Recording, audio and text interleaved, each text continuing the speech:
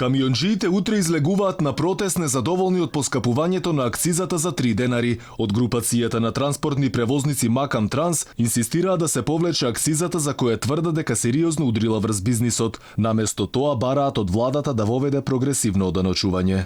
Владата треба да донесе некои мерки кои што ќе се однесуваат за сите, а не само за поединци. Јас исто така сите викаат демек зошто да штрекуваме. Значи од принцип штрекуваме, затоа што оваа мерка се однесува само на нас, превозниците кои што сме во првата економска мерка како најпогодени, а сега ни земат. Меѓутоа, по примерот на 2001 кога се воведе прогресивен данок, нака платат сите, ама најмногу нака платат богатите.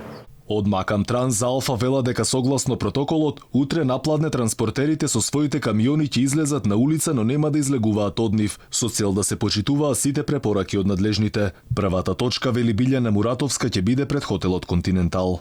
Планирано е утре во 12 часот да се тргне од Континентал кучката како што иде, пред влада да се помине, потоа да се помине пред парламент, суд и ќе се разотидат луѓето. Значи не зборуваме за штрајкови, блокади, него незадоволство. Да, само едно предупредувачки протест да изразиме незадоволство, да не видат, затоа што очигледно не сваќаат дека сепак транспортерите се големи инвеститори. Не сваќа сериозноста на работата пред се. Да, и сериозноста на работата и сите ни прават математика.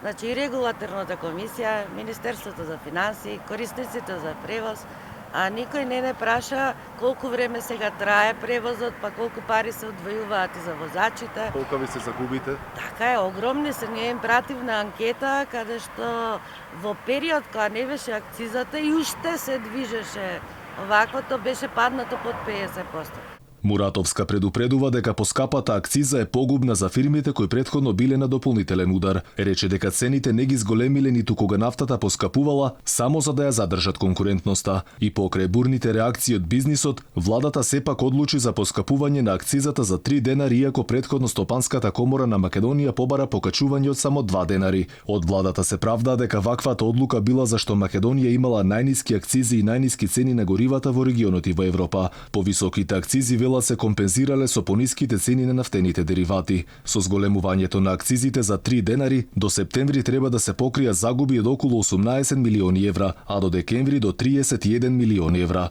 Ако цените на акцизите останеле исти, загубите годинава би биле 30 милиони евра. Од владата тврда дека акцизата постепено ќе се намалува како што ќе се олабавува заканата од коронавирусот. Инаку само лани од акцизи во државниот буџет се слеале дури 240 милиони евра.